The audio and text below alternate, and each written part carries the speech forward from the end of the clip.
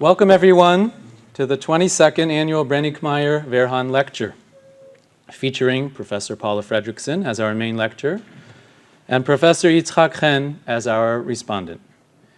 We're very excited to have you all with us, both in person and on Zoom. Thank you very much to both our lecturer and our respondent for sharing your wisdom with us tonight. In light of the brilliance of the scholars involved in the topic at hand, it promises to be a scintillating evening. This is the 22nd Annual Brenninkmeijer-Werhahn Lecture. I will, in a moment, talk about the wonderful Brenninkmeijer-Werhahns, without whom none of this would be happening. But first, a note about that number, the 22nd Annual Lecture. Our center was founded thanks to the generosity of the Brenninkmeijer-Werhahns in the year 2000, under the helm of the founding director, Professor Guy Strumza, who we're thankful to is here with us tonight.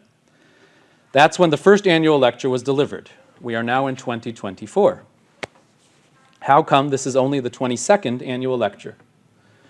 During the COVID year, we missed out on one lecture.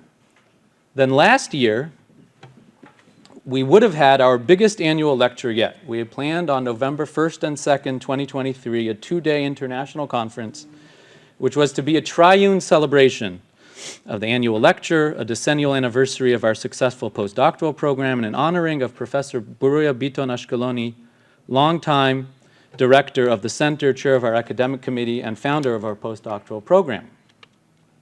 We were to host 11 graduates of that program from all over the world, alongside two distinguished keynote lecturers to speak on the theme of Jerusalem and Christianity. But we all know what happened and why that planned conference did not come to be.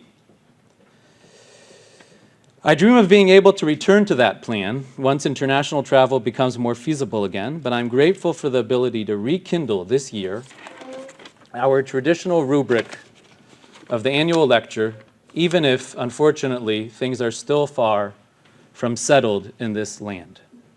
War continues to take its gruesome daily toll on people throughout the region. Our hostages are still held captive, and the winds of destruction and corruption still blow strong through this land. Unfortunately, due to this situation, our wonderful friends, Aldegonda Brenninkmeijer-Werhahn and Martin Brenninkmeijer, were not able to travel to Jerusalem. We are very grateful that they have joined us on Zoom. Speaking of Professor Biton-Ashkeloni, who I mentioned a moment ago, to whom last year's conference was to be dedicated, and who was supposed to chair this year's lecture, unfortunately, she has caught a more severe form of the same cold that also seems to have affected me. She sends her deep regrets for not being able to join us, and I share my regrets for speaking to you with a mask. Well, I guess I just took it off, but we wish you a speedy recovery, Buya. And now to our wonderful friends, Aldegonda, our wonderful friends. Aldegonda and the late Hubert Brenninkmeijer-Werhahn founded our Center for the Study of Christianity in the year 2000 alongside a parallel center at the Pontifical Gregorian University in Rome, the Cardinal Bea Center for Judaic Studies. These sister institutions have maintained throughout the years a robust exchange of students, professors, and conferences, and they carry out in the most practical way the mandate of our founders to increase interreligious understanding through objective academic research and instruction in both Judaism and Christianity. This is a great opportunity to greet my excellent counterpart in Rome, Professor Massimo Gargiulio, the director of the Bea Center, who has joined us on Zoom, and who had made every effort to come attend the lecture here in person, but was eventually unable to do so.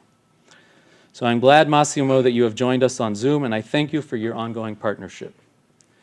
In addition to scholarships for research students at all levels, MA, PhD, postdocs, the Center funds and runs a wide range of programs, such as the Forum for the Study of Christianity, run by our secretary and contemporary Christianity doctoral student Yitzhak Moore, conferences such as the annual Syriac Studies Conference and others, and research initiatives such as our partnership with Aarhus and DePaul universities in the publication of the online Journal for the Jesus Movement in its Jewish setting. Our postdoctoral program was founded 11 years ago, and for the past years has been generously funded by Mr. Martin Brenninkmeijer of Lucerne, Switzerland. I'm not sure if Martin ended up joining us on Zoom. If you're here, Martin, hello to you as well. I'm very pleased to share on this occasion that we learned in the past few months of 4 new tenure-track positions secured by recent graduates of our postdoctoral program at the University of Florida, Pisa University, University of Athens, and the University of Aberdeen.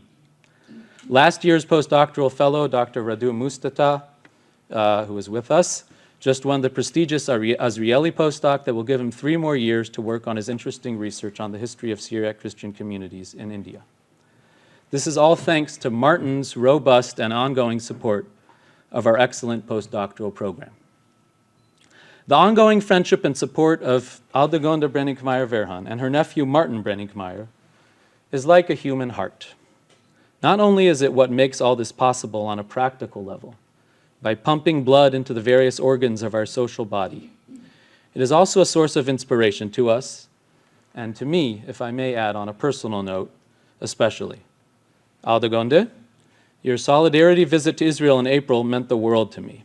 Our conversations on Zoom and over email with both you and Martin, give strength in trying times and are a reminder of human goodness that transcends social, religious, geographical, and cultural differences. Thank you, thank you. So far, I have spoken in my capacity as chairperson. I have a bit more to say about the center, but I will do so in my capacity as greeter, after we have heard from our esteemed dean. I'm honored to pass the baton over to the Dean of our Faculty of Humanities, Professor Nissim Mazgin, a dear friend and advocate of the center and its supporters. Thank you, Nissim, for making time in your busy schedule to come greet us here tonight. This, I may need to, this is the microphone. Make that. Make it here, right? So please,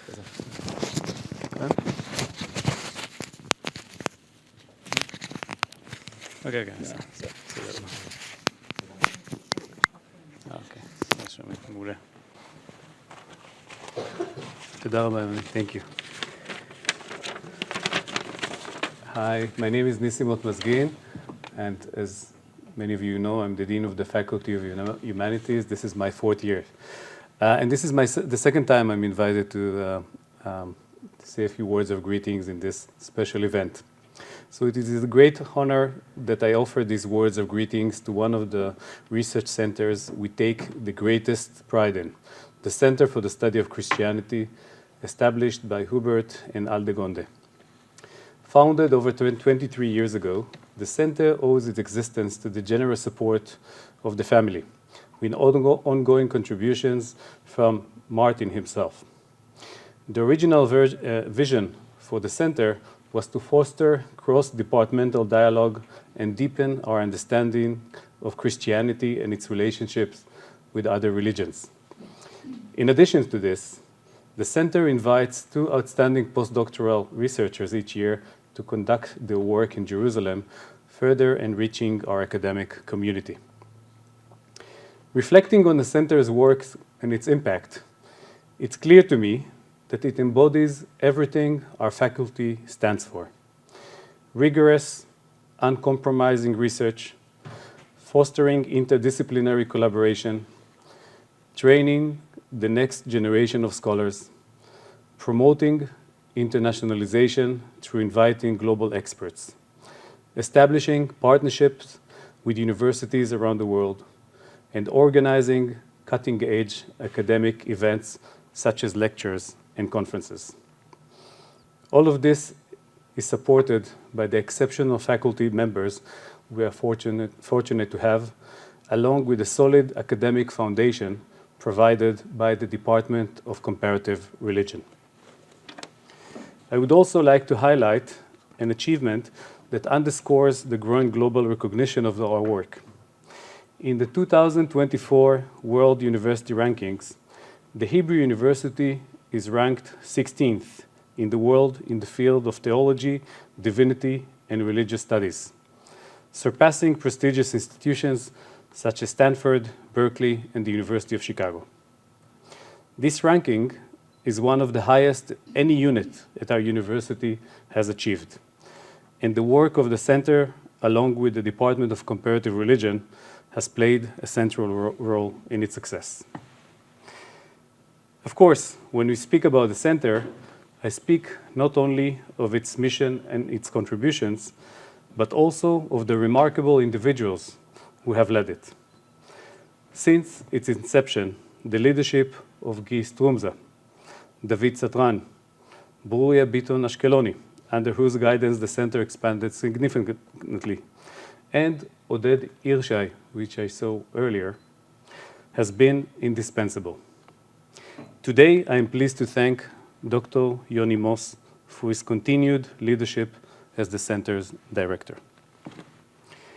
I should also mention our special guest, Professor Paula Fredriksen, an American historian and scholar of early Christianity at Boston University, and a distinguished visiting professor at the department, as well as the 2019 recipient of a honorary doctorate from the Hebrew University.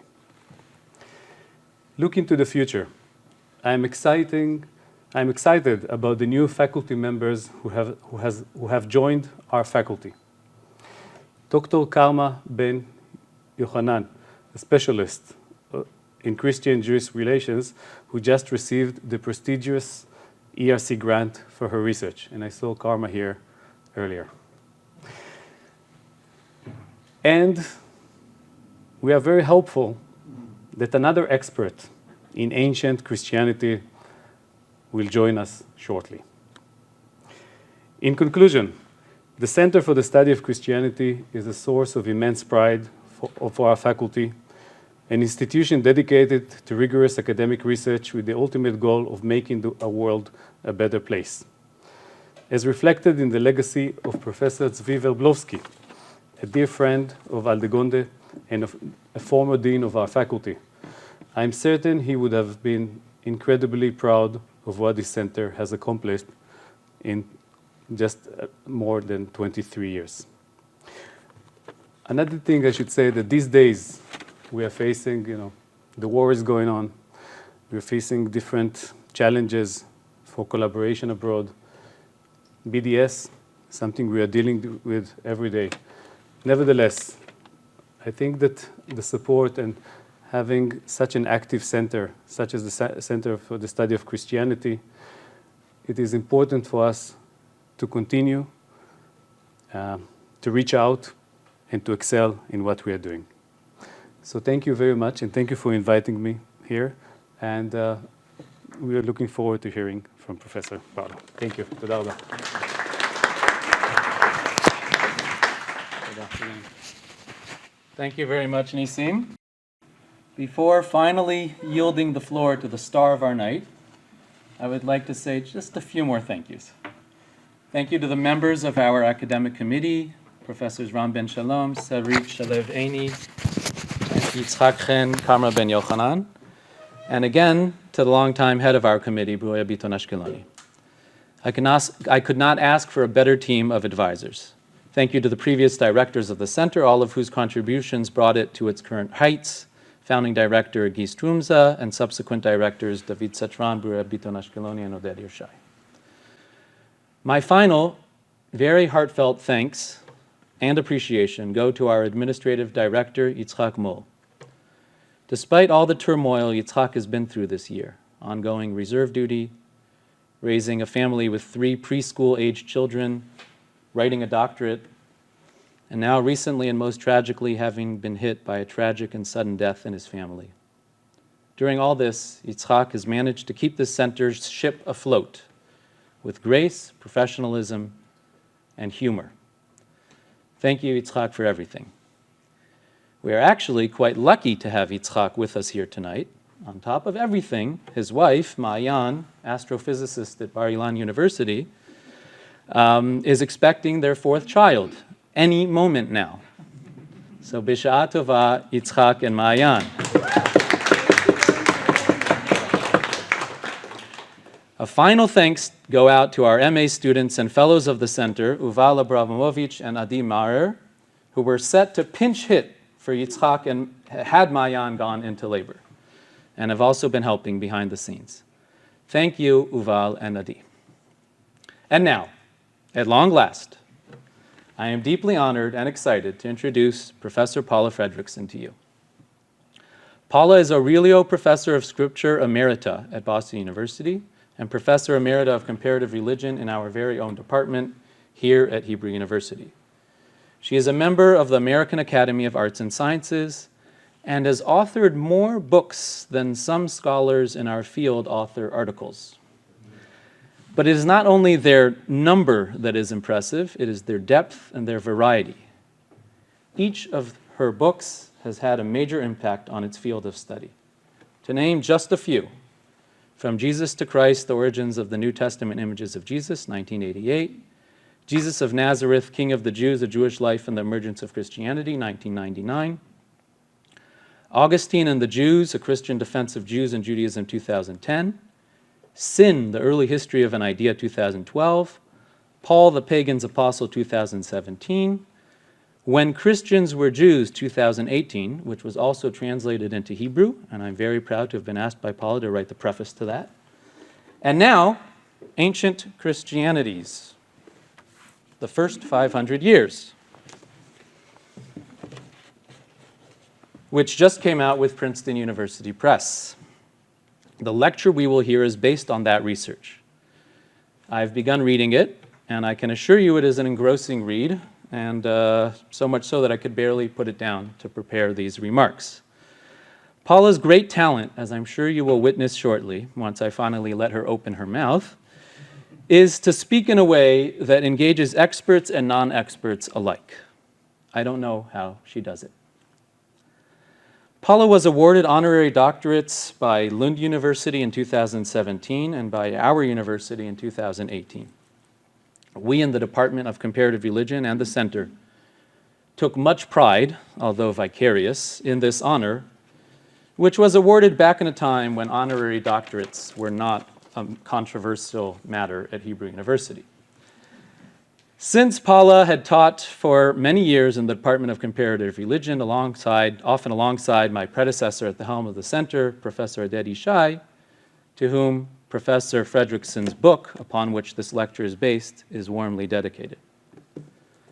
Paula is not only a brilliant scholar, she is also a dear friend of the center, a friend of our department, and a friend to many of our colleagues and students, and also a longtime personal friend, whom I think I may know longer than anyone else in this room.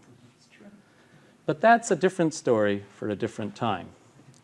Now the story that needs to be told is about the politics of piety, aka the Romanization of Christianity.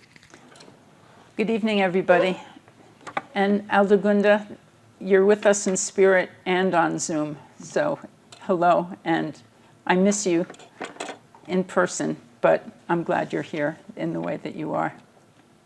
Before I start the lecture, it seemed to me a good idea to talk very quickly about gods, because gods are some of the characters that come into play in the story I'm going to be talking about tonight. There are two different discourses about gods in antiquity.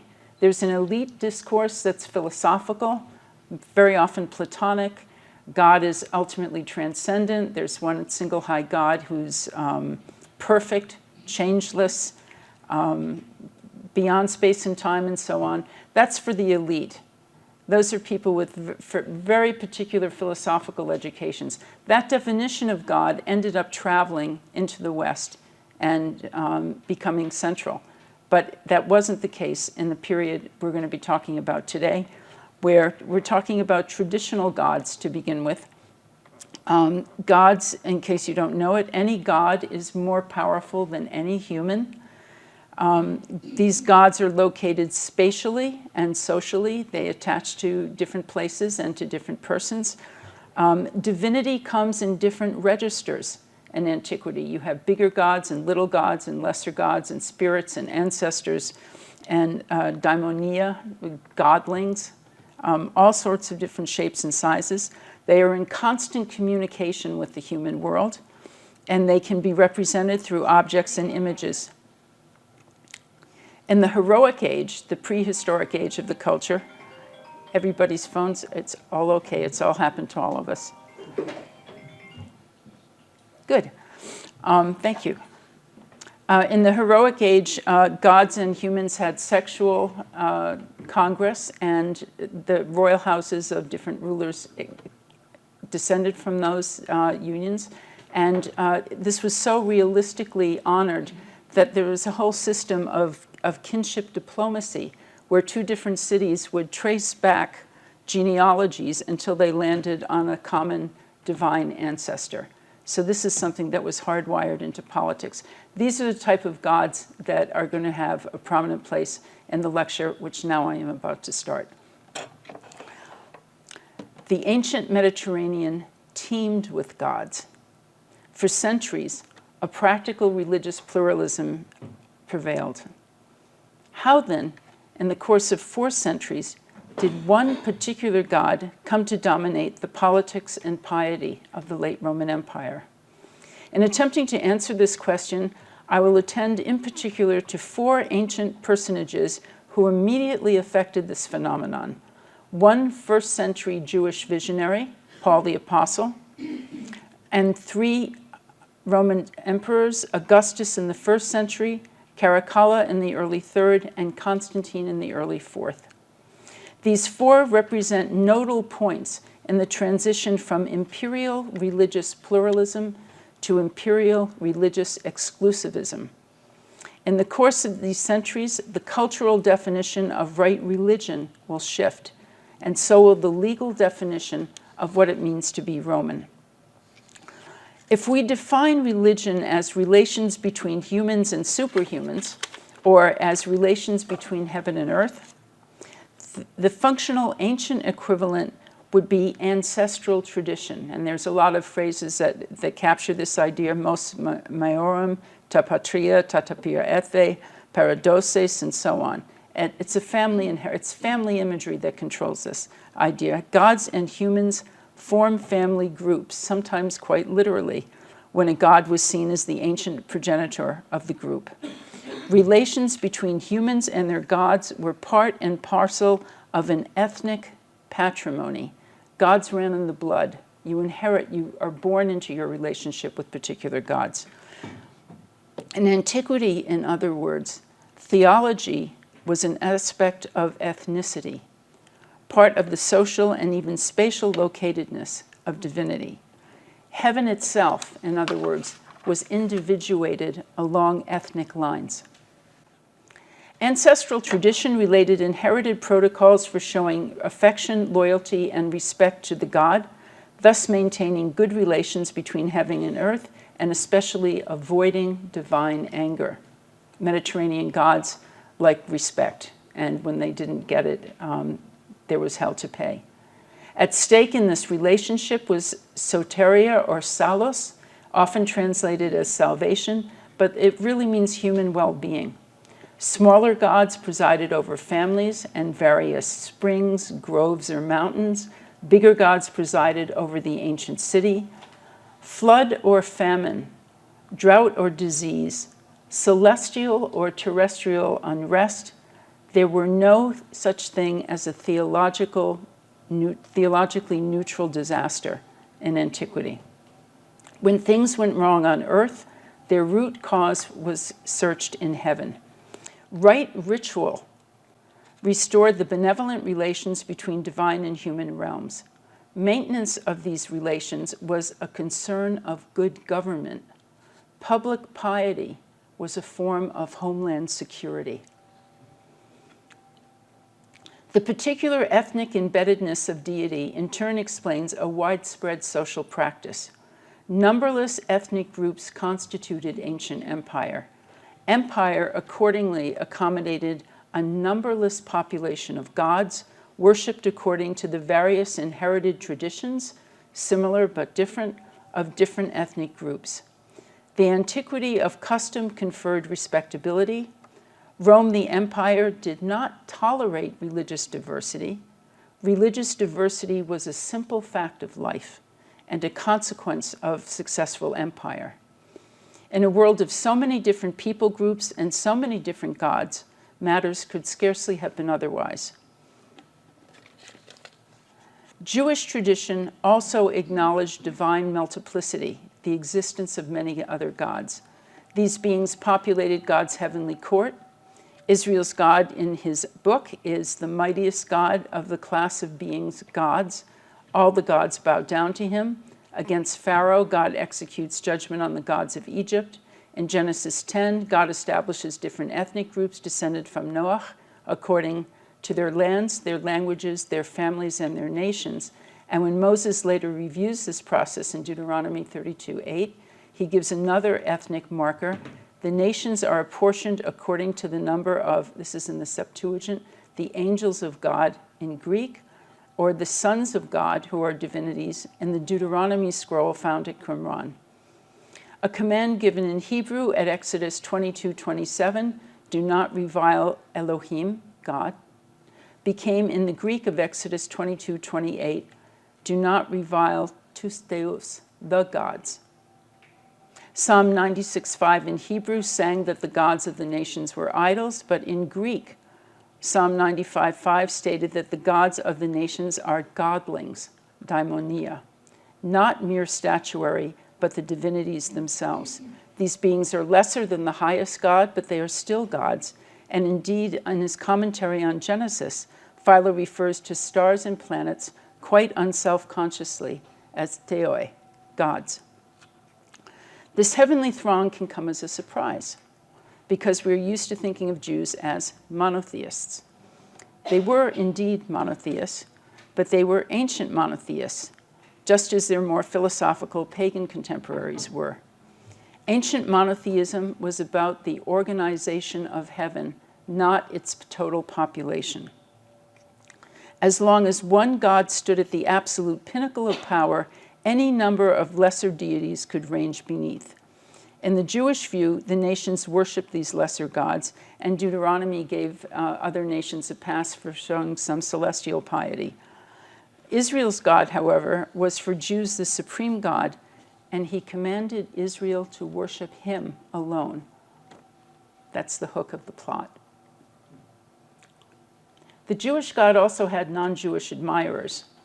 Greco-Roman pagans had long showed an active interest in the Jewish God. Josephus speaks of pagan pilgrims to Jerusalem's magnificent temple and pagan votive offerings. Pagan women in Syria assumed Jewish practices, Josephus says. Philo of Alexandria mentions an annual interfaith picnic when Jewish and pagan Alexandrians would gather to celebrate the translation of Jewish scriptures into Greek.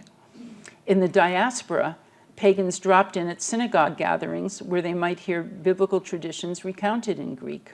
Some of these show up intriguingly garbled in the magical recipes of ancient papyri.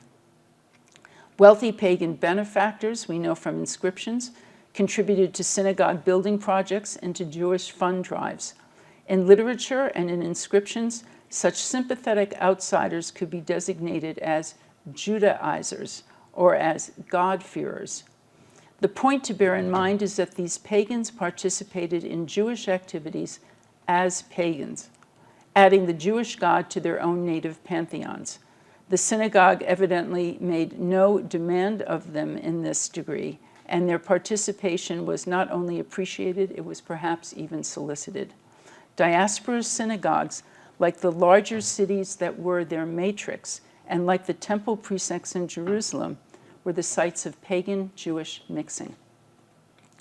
If pagans mixed with Jews and with the Jewish God, so too did Jews mix with pagans and thus with pagan gods. Epigraphic evidence preserves a record of a great diversity of Jewish practice and of dealings with foreign gods. Jews in principle may not have sacrificed to foreign gods, but they still had to deal with them. The roster of examples is familiar.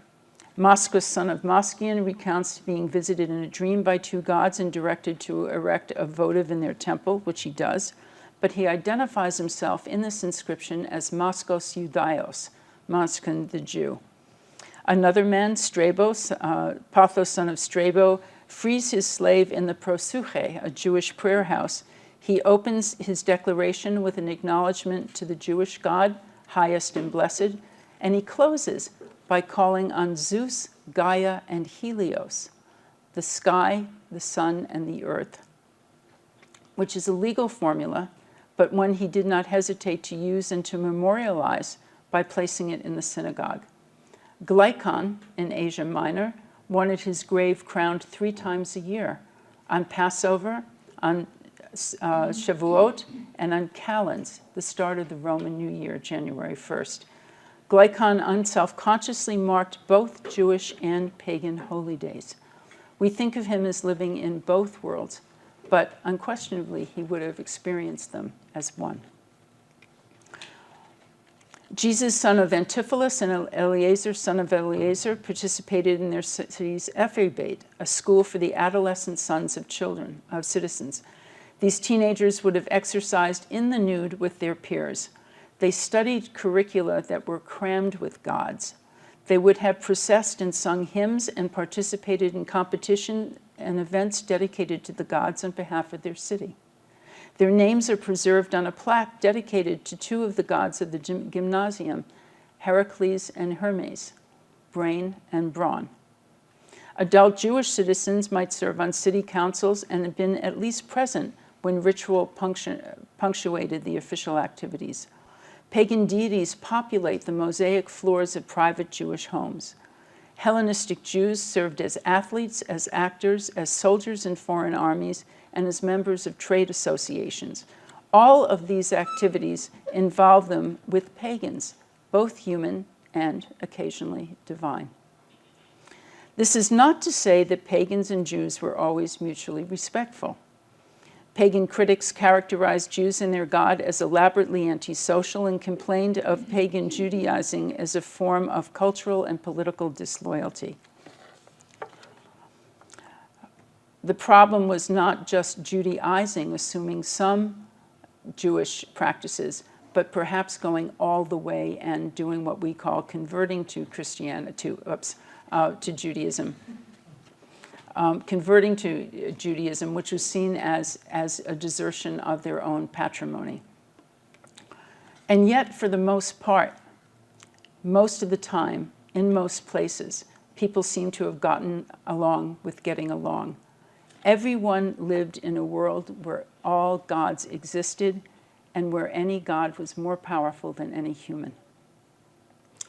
Why then, in the mid-1st century, did Paul, and as far as we know, other Jewish members of the early Christ movements, insist that pagans break off relations with their own gods? This is because Paul and his colleagues stood within a prophetic paradigm stretching back to the period of the classical prophets, especially Isaiah. This stream of Judaism, which is always a minority position, the academic title for this is Apocalyptic Eschatology, Revelation of the Final Things. This stream of Judaism took the command to Israel to worship God alone and universalized it. The God of Israel represented the ultimate religious destiny in the view of this perspective of all humankind. All the nations would worship Israel's God alone, but this should happen only at the end of days. What would happen at the end? Some prophetic texts speak of the ingathering of all Israel, even those who stayed behind in Egypt, even those who were lost to Assyria. Some anticipated a resurrection of the dead, the defeat of evil, a final judgment, and the establishment of a permanent and universal peace.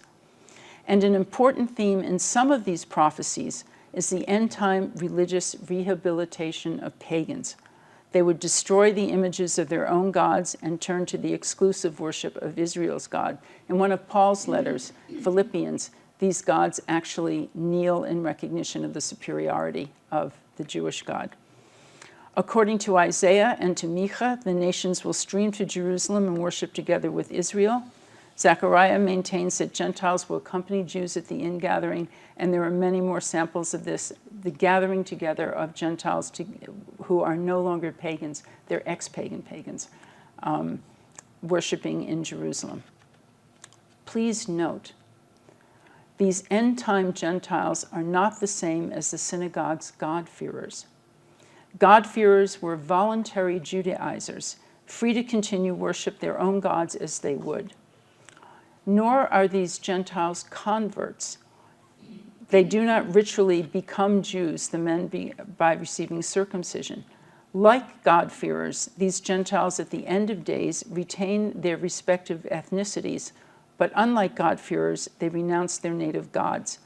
God's kingdom, in prophetic perspective, would contain two human populations, Israel and everybody else, the ethne. Eschatological Gentiles would be redeemed as Gentiles. They simply wouldn't worship their gods anymore. The earliest post-resurrection Jesus movement in the diaspora was the social expression of these prophecies, because Christ followers were propelled in their conviction that the end of days was at hand. It was the resurrection of Jesus that compelled this conviction, and they figured that the night was far gone, the day is at hand. It is Paul's apocalyptic commitments that account for his taking his Jewish message to outsiders. Viewing the world through the lens of this kinetic eschatology, Paul anticipated the turning of the nations through his agency to the God of Israel. It is toward that goal that he dedicated his activities. Outreach to pagans to turn them into ex-pagans cohered with his convictions. The movement's success in turning the nations to Israel's God validated the message of the movement. For this first generation, which was convinced that it was Israel, it was history's last generation. Later Gentile Christianities, many looking back to Paul, dealt variously with predictions of the end time, renouncing it, reinterpreting it, or redating it. But as far as we can tell at the level of doctrine, all adopted the message of theological exclusivism, no more sacrifice to the gods. Cosmologically, Mediterranean gods were demoted to the status of daimonia, subordinate powers who represented the resistance to the message of Christ. This theological exclusivity was reinforced for these second-century Gentile intellectuals by the emphasis that the second sophistic placed on homodoxia and homonoia, the intellectual concord and unanimity of thought that ideally characterized true philosophy. Only one way could be the true way. Diversity was discredited, dangerous, demonic, repudiated as heresy. These intellectuals placed a premium on doctrine, authorized variously by appeals to apostolic tradition. There was only one right way to be in relation to divinity, the way of the writer of the text. The various spokesmen for these different Gentile Christianities foregrounded the idea of unique, exclusive worship of the highest God. But they were embedded within a culture of extreme religious diversity, numberless local practices, and regulated piety specific to governance of individual cities. In Rome in particular, responsibility for the oversight of proper cult in the interest of maintaining heaven's goodwill fell to the figure of the Pontifex Maximus, the greatest priest. Priestcraft was a function of good government. For this reason, in the closing decades of the first century before the Common Era, Octavian laid claim to the office. As such, he was the trustee of sacred knowledge, responsible for setting the calendar, which is another way of lining up heaven and earth, and for overseeing correct cult. From Augustus onward, this priesthood would remain the prerogative of the emperor until the late 4th century. Its purview was specifically the city of Rome. If Augustus's appropriation of this pontifical office was one turning point in the development of imperial religious exclusivism, a second one came with Caracalla in the year 212, when, in an unprecedented move, he extended Roman citizenship, and thus Roman law, to most free inhabitants of the empire. Historians debate Caracalla's motive, but not the effect of his edict.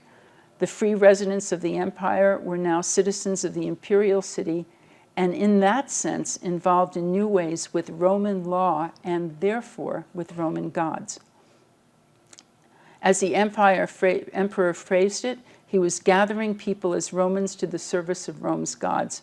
Rome was not only the eternal city, it was now a universal one too. As the 3rd century proceeded, the empire experienced tremendous instability and upheaval. Multiple armies acclaimed their own generals as emperors, a sure recipe for civil war. Within a 50-year period, some 25 emperors came and went, frontiers crumbled, plagues racked the population, and finally, in 249, the then emperor Decius sounded Caracalla's idea of Roman universalism in an actively and specifically religious key. He ordered residents of the empire to perform uniform public acts of piety, a supplicatio, a supplication to the gods for the eternity of the empire. Tax forms were adopted to document compliance. Enacting the sacrifice before a witnessing government official, the offerer would receive a libellus, a ticket saying that he had fulfilled his obligation. In other words, religion became a dominant aspect of expanded Roman citizenship. Christians of all sorts throughout the empire were affected by this imperial mandate, and as a big government initiative, it involved a lot of people. The admired ideal of martyrdom notwithstanding, very great numbers of Christians complied and made the offerings. I'm quoting now from Bishop Cyprian of Carthage, mid-3rd century. At the first threatening words of the enemy, an all too large number of the brethren betrayed their faith. They were not felled by the violence of persecution, but they fell of their own free will. Cyprian implies that these lapsed suffered from a failure of nerve. But these Christians may simply have constructed their own Christianness in such a way that they saw nothing wrong as Romans in offering for the well-being of the empire. Other Christians did see a problem and ordered their slaves to act as proxies. Others bribed officials. Others were exiled, some imprisoned, and executed. Again, Decius's intent was not in a first-order way to target Christians. His goal was to safeguard the empire. He wanted compliance, not martyrs. As long as the Christian obliged the state, he could go on being Christian. But in the perspective and rhetoric of Christian martyrdom, Decius had initiated a persecution.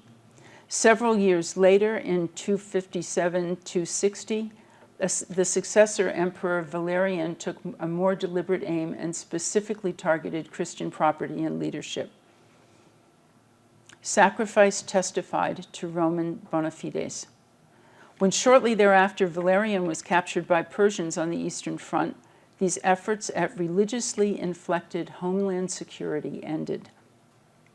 His son and heir, Gallienus, rescinded his father's legislation, and from this time until Diocletian at the turn of the 4th century, Christians settled back into the commodious Mediterranean religious matrix, which is why Diocletian's anti-Christian initiatives came as such a shock. Beginning in 303, Diocletian turned his attention to Christianity. Roman Christians were accused of attracting harmful demons to the cities, causing pollution and interrupting the efficacy of rites directed toward the gods. Divination had been disrupted. Divine human communication necessary for good governance was compromised. The usual sanctions ensued. The prosecution of Diocletian's program was uneven. It lasted only 3 years in the West, and it ended in 311 in the East. But by then, the damage was once again done. Schism erupted within churches about the ways that members had responded to the demand. The ensuing divisions over issues of community discipline would outlast the empire itself. In 305, in an unprecedented move, Diocletian retired. Power once again seesawed between various military contestants. One of these was Constantine, who, acclaimed by his army at York in 306, eventually conquered the western half of the empire, and in 324 consolidated his hold over the east as well. Like his earlier, now vanquished colleagues, Constantine too pursued policies defining the universalized Romanitas as rite religio, and he condemned as superstitio any deviation from proper cult. But you know what happened. The shoe was on the other foot. Constantine championed a new construction of piety. The old gods were all demoted to the status of demons. The Christian God and his Son now defined true piety and true deity. They alone, Constantine ruled, were the appropriate recipients of Roman worship. As his earlier imperial forebears had sought to safeguard the peace of the gods, the diplomatic relations between heaven and earth, so did Constantine work to maintain the peace of God. The greatest source of his anxieties, if we judge from his letters, were not the groups allied to traditional worship, groups that will be labeled pagani in the 4th century, pagans, nor was it the Jews, who were themselves outliers to these communities. What immediately dominated Constantine's attention in 312 was the problem of dysregulated behaviors and doctrines within the Christian community, which he now gave his allegiance to. No sooner had he voiced his sponsorship than he was caught up in a North African controversy between groups who were fighting with each other. At issue was the behavior during Diocletian's program, and Constantine was not able to resolve this dispute. Consequently, he feared heaven's wrath if the situation was allowed to persist. He wrote that contentions of this kind might result in the Most High Divinity, I'm quoting him now, move not only against the human race, but might also move against me myself, whose care his own celestial command has placed all matters. As Western Emperor and thus as Pontifex Maximus, Constantine felt personally charged with resolving this controversy. Heaven might otherwise let its displeasure be known. Proper religio should be unanimous, harmonious, the identity and unity of the true church absolutely unambiguous. The reasons for this were doubly practical. First, only a pure religio could guarantee the security of the emperor. And second, the emperor had to know which bishop to send the checks to. Consolidating power over the East in 324, Constantine was met by another unhappy surprise. His newly unified emperor was again riven with disunity of his favorite church. The Arian controversy overtook the East. He attempted to quiet the discord, but matters only became worse.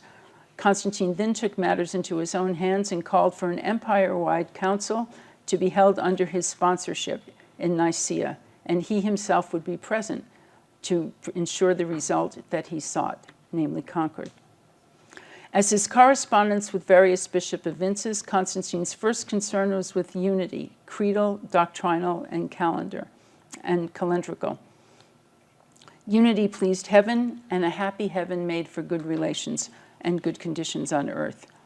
Imperial law would go on to condemn Christian diversity as perfidious, driven by insanity. I'm quoting from the Theodosian Code here.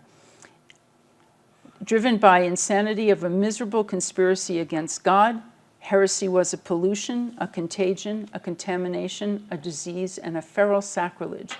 Heresy threatened more than just doctrinal unity. It posed a threat for the empire itself. Right belief protected it. Thus, Ambrose, on the death of Theodosius I, preached that, I'm quoting him now, the piety of the emperor produces strength in his soldiers. Nestorius, to Theodosius II, taught, and I'm quoting him now, give me, emperor, the earth cleansed of heretics, and I will give you heaven in return. Help me to eliminate the heretics, and I will help you to eliminate the Persians. The denomination of divinity may have changed, but the goal of securing divine goodwill had not. As law and government were increasingly Christianized, so too was the church, patronized by the emperor, increasingly Romanized. This holds especially true of the figure of the bishop. Originally chosen for their lifetime appointments by acclamation of the laity, bishops transitioned to being approved by other bishops and in some cases imperially appointed. They worked within structures of translocal organizations that sought to coordinate doctrine, calendars, and financial resources, community mores, and liturgical protocols. They served as urban patrons and after Constantine as local strongmen. They were the executives of a movement, in short, that cultivated a broad social reach. Church governance mimicked secular provincial administration units, though unlike the imperial governor, the bishop held his position for life. Still, the question remains, why did this Christianity, this particular form of Christianity, given all the diversity there was, emerged as the sole official religion of the empire? Why did imperial Christianity deem difference as deviance? Churches of all stripes had enjoyed 3 moments of broad legal recognition. Intriguingly, all under pagan emperors. Gallienus in 260 had permitted all sorts and sects of Christian communities to gather, to own property, and to take their place within the city. And in 311, the Christian god had been eased into Rome's pantheon by the Eastern Emperor Galerius when he ended the persecution begun by Diocletian and asked Christians to pray to their god for the safety of the res publica and of the emperor. No particular church was recognized above any other church. All churches were enfranchised. And finally, most spectacularly, all churches enjoyed maximal freedom under the last pagan emperor, Constantine's nephew, Julian. A cradle Christian, baptized in his youth, Julian publicly redirected his religious allegiances in 361 when he became sole emperor. He knew Orthodox Christianity from the inside out, and he immediately affected the governance of churches. He shut off the financial spigot that Constantine had opened and ended considerable clerical privileges. Knowing the Christian ideology of martyrdom, he also avoided using any sort of coercive force. His means of undermining the churches was more subtle. He used tolerance. He called back all the exiled bishops and allowed the diverse churches to reestablish themselves. The banished are allowed to return, he said. Confiscated goods have been restored to their owners. Back came the heretical leaders and the exiled bishops. Back came all the theological contestants. Left to their own devices, Julian was sure, and now completely free to be out in the open. All of these different Christian communions, he thought, would claw each other to pieces, while Julian worked to shore up the fortunes of the traditional gods. Had he lived, all of the various kinds of Christianities might have taken their place among the many other cults of the empire. A practical pluralism might once again have prevailed, but it didn't. With Julian's death in 363, the Constantinian order returned. The next emperor was a Christian who moved to suppress other Christians. Only one church could meet the needs of the empire. Why was this the case? Here we need to consider what Edward Gibbon identified as the inflexible and intolerant zeal of the Christians. This zeal in no part sprang from and was undergirded by the rhetorical training of 2nd and 3rd century Christian spokesmen. It manifests in the written record of the proto-Orthodox of the 2nd and 3rd centuries with their vilification of Christian rivals, of Jews and of pagans that shaped so much of the ideological patrimony of imperial Christianity. Agonistic rhetoric, polarized options, sweeping away the clutter of choice. Only one way could be the right way. This rhetorical patrimony and ideological inflexibility in turn fed 2 quite different concerns post-Constantine. The empire's perennial focus on right religio as a bulwark against catastrophe, and the bishop's commitment to a principled theological exclusivism, one that their own congregations very often did not share. The focus on right religio, long traditional, protected against divine anger, the better to safeguard the city of Rome and eventually the whole empire. Right religio pleased heaven, no matter what heaven's denomination was, evidently. Christian exclusivism, on the other hand, the insistence on the worship of one God in one way, was, as Gibbon also charged, an inheritance from Judaism, but only from one kind of Judaism, apocalyptic eschatology, never a majority movement. Israel's God had insisted on being the sole focus of his own people's piety. Other peoples had their gods, occasionally derided in Jewish texts, but Israel had theirs. This ecumenical posture, expecting Jewish scriptures and manifestly true in daily experience, allowed for the live and let live ethic of the diaspora, where synagogue communities accommodated the involvement and welcomed the patronage of interested pagans. In this view, other people's worship of other gods was entirely normal. But Jewish apocalyptic eschatology, the motor of the earliest movement, universalized this exclusivism, holding up Israel's God as the final and sole deity of all people. At the end of days, so these traditions, all nations would worship Israel's God alone. Braced by its polarizing rhetorical patrimony, the exclusivist impulse of apocalyptic remained long after apocalyptic enthusiasm itself quieted down. Already in the earlier centuries, both Melito and Origen had claimed that divine providence had coordinated the birth of the empire with the birth of Christ. Constantinian politics supported and refined the claim: one God, one church, one empire, one emperor. In the 4th century, this exclusivism combined with the Roman dread of religious irregularity to produce the Church of the State. Right religio was defined as only Orthodox Christianity, and in fact as only one type of Orthodox Christianity. Suppression of religious difference ensured the common weal. This mentality regarding legitimate religion and public safety had originally led to the sporadic persecution of Christians in the first 3 centuries. This very same mentality propelled imperial Christianity to its position as the defining religion of the late empire. By making religion into a legal category, imperial Christianity broke the old bond between ethnicity and cult, the inherited family connection between peoples and their gods. Religion was no longer something necessarily someone was born into, but it was now a matter of choice. Yet, in some sense, I would like to conclude, imperial Christianity did continue the old family correspondence between peoples and gods. If the Roman Empire was Christian, then increasingly the imperial Christ was Roman. A 6th century, here it is, a 6th century baptistry in Ravenna displays a mosaic image of a beautiful young man. He is dressed as a Roman army officer, perhaps as an emperor. The open codex that he holds proclaims, "I am the way, the truth, and the life." This is a portrait of Christ, drawing on the Gospel of John. The death of Jesus of Nazareth in this mosaic is referenced only gently by the small crossbar on the staff borne over the figure's shoulder. Dressing a god in Roman military garb was a traditional means of naturalizing foreign deities. The Egyptian gods Apis, Horus, and Anubis were presented in this way. What we see is another naturalization here. In this figure of the Roman Christ, his 2 natures, that of the church and of the empire, truly do come together as one. Thank you.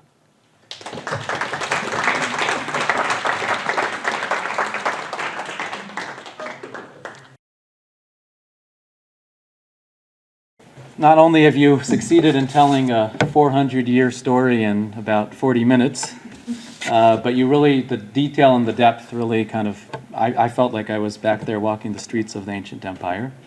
And part of the trick, I think, was that you didn't tell the traditional story. Usually we think of this story of religious transformation as a Christianization of the Roman Empire, and you flipped the script and told it as a Romanization of Christianity.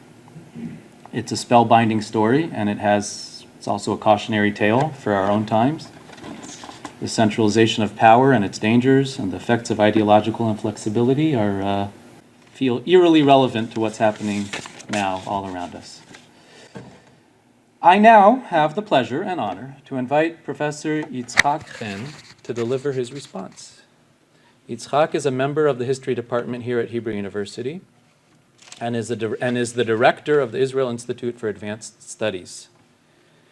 He is a fellow of the Medieval Academy of America and a fellow of the Royal Historical Society in the UK. Like Paula, Yitzhak is a prolific writer.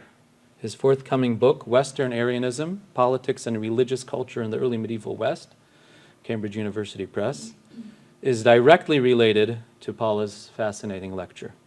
If we're lucky, we might get a taste from that research. I'm personally grateful to Yitzhak for his excellent service to our center as member of the academic committee and for graciously honoring us with the response tonight. Yitzhak, the floor is yours. Thank you, Yoni.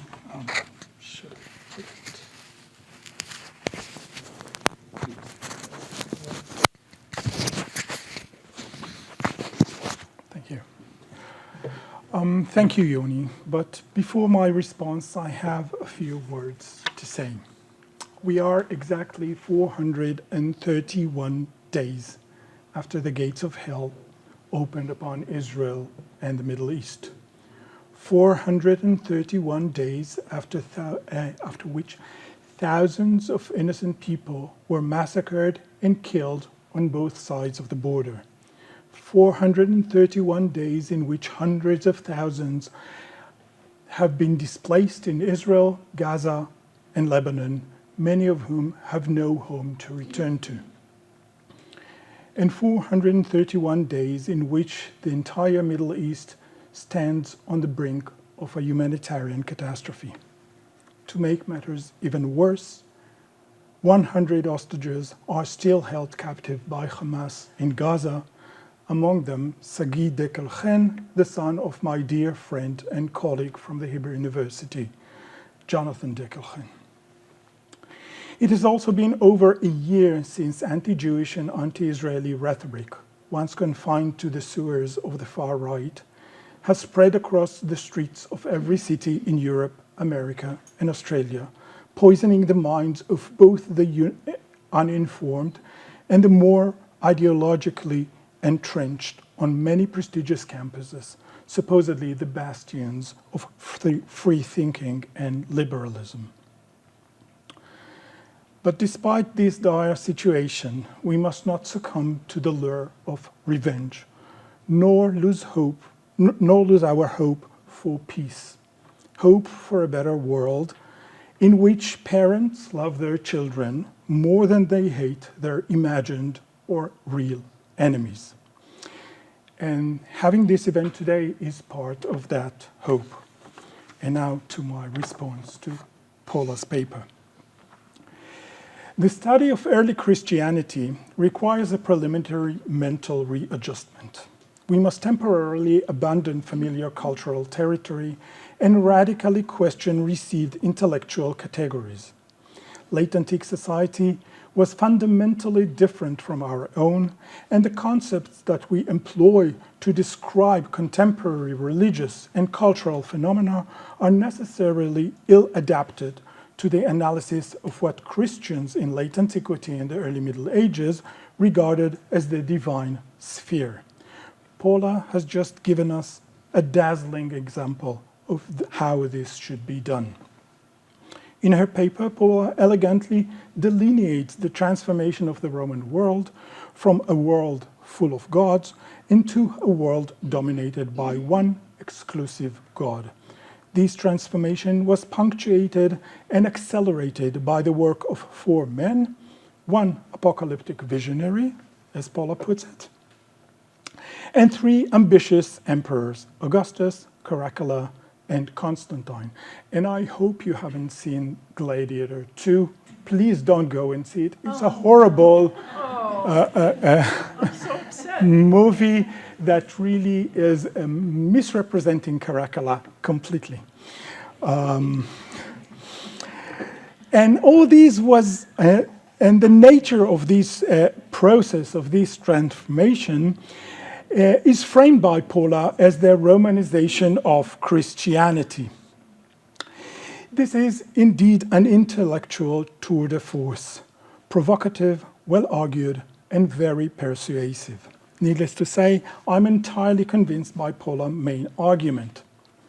But looking at things from the other side of the fence, that is, the early medieval West, I would like to add 2 points that actually strengthen Paula's argument, although one of them seems to diverge a bit from it. The first, and the most contentious one, has to do with the chronological framework.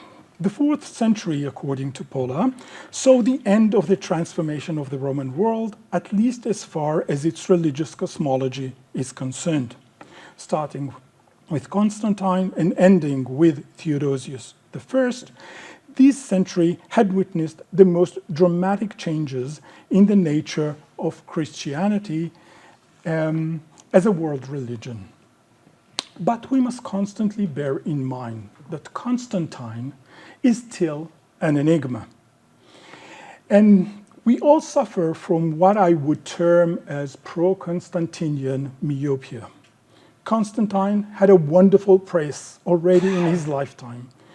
But as Raymond Van Dam has clearly demonstrated, we still don't know whether he operated out of Christian piety or political expediency, or both. Or, what is more puzzling, we don't know if he was ever baptized. In that respect, I agree with Robert Marcus, who argued that Julian, the so-called apostate, and the backlash to his policies after his death were much more crucial in the evolution of Christianity and its propagation during the 4th century. And consequently, I would like to push forward the end of the transformation of the Roman religious world to well after the 4th century and argue that it reached its grand finale only towards the end of the 6th century.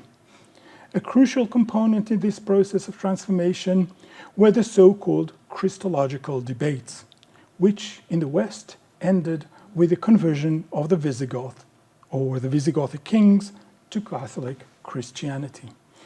And let me say tell you a bit about these debates. In 2008, Simon Goldhill and a group of classicists announced publicly the brutal assassination of classical dialogue by Christianity. What bothered me most in Goldhill's conjecture is not the narrow definition of dialogue and the simplistic paradigm of decline and fall associated with it, but the assertion that Christianity's uncompromising position and claim for exclusivity of interpretation wrecked the good old classical culture of debate. This, I would argue, is the outcome of a careless transposition of modern terms and understandings to late antiquity and the early Middle Ages, exactly a phenomenon that Paula goes against. And if you haven't read her paper on mandatory retirement, you should do that. And I would like to use your dustbin to throw some more things into it. Heresiology, for example. The fact that the late antique world was a world full of God, who were constantly competing for supremacy, meant that debates were part and parcel of the way people forged their cosmological understanding. It also meant that within Christianity itself, the theological floor was open for debates, as various attempts to understand the nature and place of the Christian God were made. No exclusivity of interpretation or the eradication of any irregular understandings was at stake, although later anachronistic understanding of the Christological debates presented them precisely as such. Whether we like it or not, Christianity, whether Nicene or Homoian, was born out of debates. Its doctrine was shaped and reshaped through debates, and its existence was constantly secured by lively debates both in the Byzantine East and in the late Roman and subsequently barbarian West. Some of these debates took up a rather violent turn. Others evaporated silently. But no one can deny the simple fact that debating the Christian doctrine was at the heart of the Romanization of Christianity, even if some parties tried very aggressively to shun it. And this transformation, I would submit, reached its end toward the final decades of the 6th century. My second point, which is less contentious, is the notion that the Romanization of Christianity went hand in hand with the Christianization of Romanitas. The two processes were inextricably tied together and very much influenced each other. The notion that the Roman religion, or more precisely, the service in a religious collegia, was one way in which the Roman elite could express its Romanitas goes back to the early Republic, and it continued well into the later Empire. It would suffice to mention here the 4th century grandee Vettius Agorius Praetextatus, whose impressive list of religious affiliations and priestly functions was a crucial component of his notion of Romanitas. Or, to give just one more example, the senator Symmachus, whose plea for the restoration of the altar of victory to the Senate House reflects similar sentiments. According to Symmachus, true Romans are those who follow the mos maiorum in every aspect of everyday life, including the preservation of the ancient religions of Rome that will eventually protect Rome from its enemies. And these we're talking about the end of the 4th century.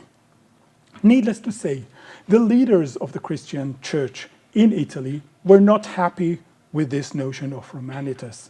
And shortly after Symmachus' letter reached the court of Valentinian II in Milan, Ambrose, the Bishop of Milan, launched a formal and vicious assault on Symmachus' worldview. For both Ambrose and Symmachus, Rome was indeed the greatest city in the empire. But according to Ambrose, its claim to greatness was not its pagan past, but its Christian present. Rome's importance did not depend on its glorious pagan past or its political position, but on the fact that it became a Christian center that was founded by 2 apostles. This new insight gave Romanitas a significant Christian twist. And although it was not felt immediately, it gradually became the standard throughout the West, not only among Orthodox Christians, but also among Arians. Theodoric the Great, and now I'm coming to Arianism. Theodoric the Great, for example, was a devoted Arian Christian, but he also made an effort to cast himself in as a Roman ruler. He maintained himself and his court at Ravenna in imperial splendor. He wore purple dress in official and public ceremonies, and he held lavish banquets in Roman style at his palace. His surviving royal legislation demonstrates a clear connection to Roman law in both form and content, and he minted coins very much like a Roman emperor. Surprisingly, but not unexpectedly, Theodoric, the barbarian Arian ruler of Italy, became the most distinguished guardian of Roman tradition. Tolerant religious policy was part and parcel of the Roman decorum that Theodoric was so eager to adopt. His model was the Emperor Theodosius I, whose bitter clash with Ambrose of Milan over the rebuilding of the synagogue at Callinicum stood in sharp contrast with the fanatical policy pursued by numerous Orthodox bishops and rulers throughout late antiquity.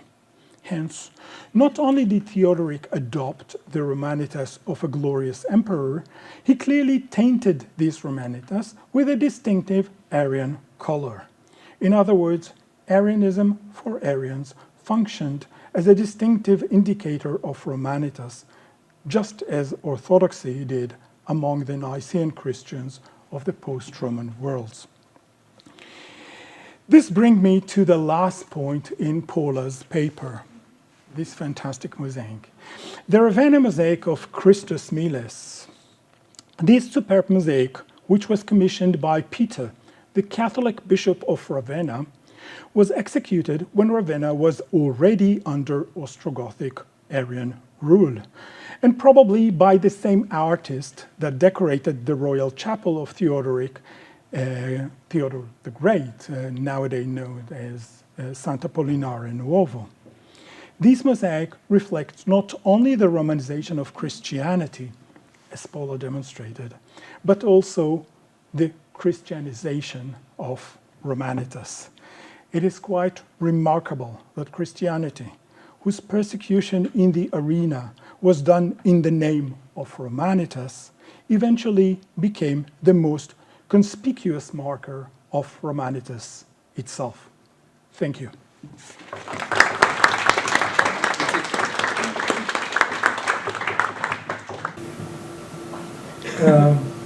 Thank you both for this very beautiful linear and not only linear description of what happens to the end of the 4th century. I wanted to ask you to push a little further, as Itzig did already, and a little further east. I mean, what we've heard is tilted towards Europe, towards Western Europe. I didn't hear the word Byzantium tonight. In the 6th and 7th century, there were more Christians in Asia than in Europe. Only the event and developments of Islam stopped Christianity from being an Asian religion or an Euro-Asian religion. And I wonder whether you might reflect a little bit on that. I think I'm not very engaged in post-colonial language, but I think that this both, I mean, what you both did is one side of Christianity. It was not the main side, it was not the most important side in the 4th, 5th, 6th, 7th century. And I just wanted to emphasize that. Paula, would you like to? Thank you, Guy. As I say in the beginning of my book, the goal of the book is to go from Christian origins to the end of the Roman Empire in the West. So that was what I was working on. Partly because I'm interested in medieval Europe, and you can't get there without going to late antiquity in the West. Byzantium is different. The demography is different. The way the fighting is conducted is different. You have different churches that remain solidly embedded with Christological minority opinions and stuff, and it's just, and then Islam shakes the whole thing up. So I wouldn't say one is more important than the other. I think that the Byzantine situation is much more complex than the other, and you're absolutely right about that. I can add and say that there is a big divide between the East, what you call the Byzantine East, I would like to call it the Roman East, and the West.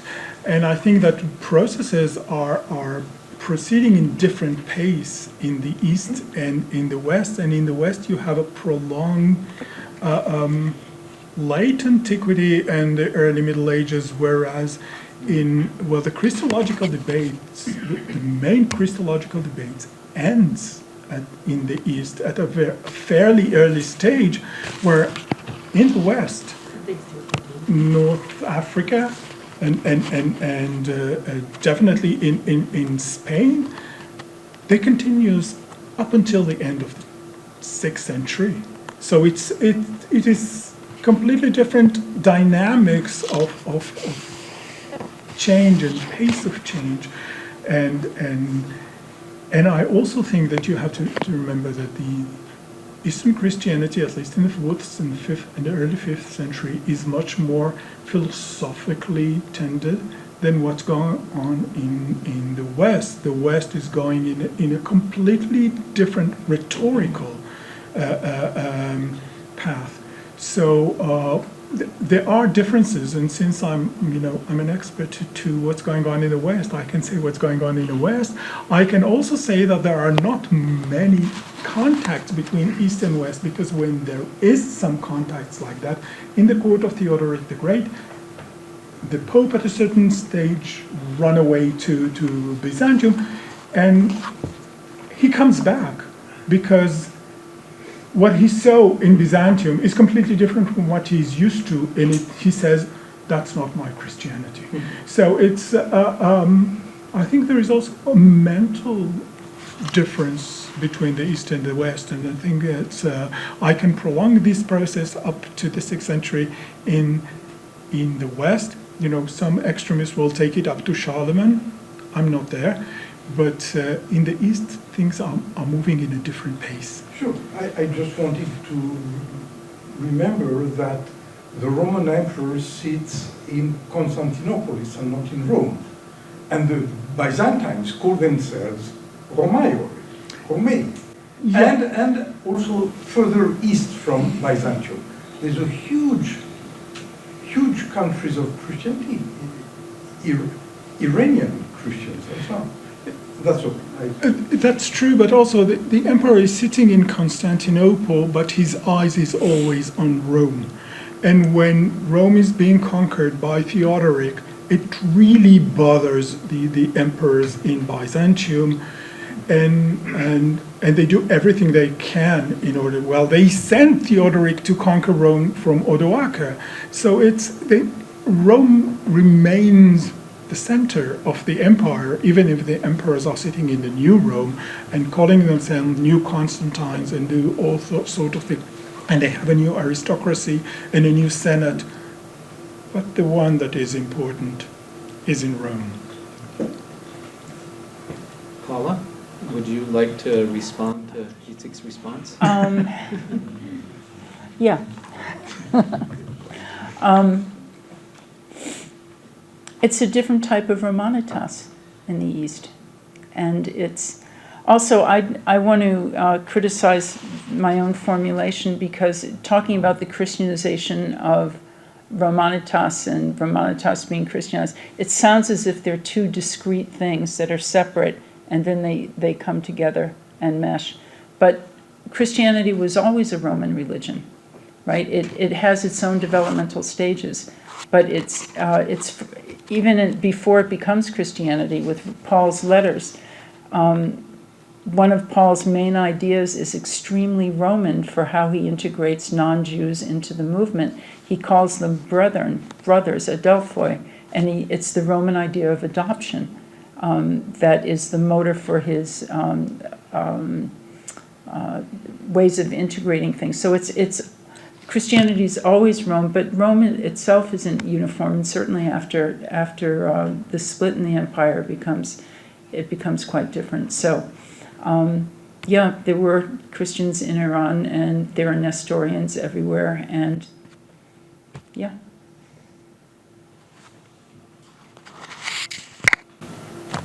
Well, I think maybe, yeah, one more question. Yes. Well, I would love to continue in that path, because I personally am very interested in those kind of dramatics, since I am Brazilian. But I would like to address another kind of question. We are talking we talked about two processes that were the Romanization of Christianity and Christianization of Romanitas. But I would like to ask, by a curiosity, is that about the we are seeing what people were seeing. It's a person that came from a Jewish world that is now a god from the empire. So, but it seems weird, because when Christ and Jesus is put in that position by the Romans, it seems that there is a sort of cancellation of his Jewish identity, and the apostles. It seems not canceling, but it seems not be central. But it's just a feeling. But always when we read the bibliography about this period and this process, it seems like the reinforcement that the Jew, that he is a Jew, and it seems something that is a little bit. It starts to be a little bit suppressed, and I would like to ask not only why, but if we know how the Jewish community perceives this, but and if there is also an agenda in this process of a little bit of, okay, we are putting Christ, Jesus, this figure, all the apostles, the family, but we are a little bit subtracting the nature of their identity also, because I cannot believe that, and I don't believe because they didn't, the apostles and the first disciples, they didn't see themselves as non-Jewish anymore. So, but it seems a little bit suppressed this. perhaps it's an impression, but I would like to hear if it's something that proceeds. If I'm understanding you correctly, you're talking about the de-Judaization of the idea of Christ. Sort of. Should I put this on? If you can. I'm just going to hold it. It's, yeah. And it's cute. It would have come as news to. It would have come as news to second century Christians that Jesus was Jewish. I mean, Jesus and Paul and all the gospel writers are considered to be enunciating different types of Gentile Christianities by that stream of Christianity that will eventually be retrospectively considered Orthodox by the winning sides in the 4th century. And God himself has a Jewish identity crisis. Right? The high God is no longer an ethnic God. He's no longer a Jewish God. He becomes the God of philosophy. He becomes the radically transcendent. So there's the Jewishness. It doesn't matter how Paul and the apostles thought of themselves and what they were doing. They were preaching a kind of Judaism for Gentiles in their own generation, but that's something that did not have much of a future. Wait a second. It would come as a surprise, or it would not come? It would come. It would come. Yeah. Yeah, that's a difference. So could you say the phrase again? It would come as a surprise, so because now It would have come as news to 2nd and 3rd century theologians that Jesus and the apostles were Jewish, and it would have now I heard because I heard okay. Well, whether what we just witnessed was the Fredriksenization of Hen or Henization of Fredriksen, please join me in thanking both our wonderful speakers.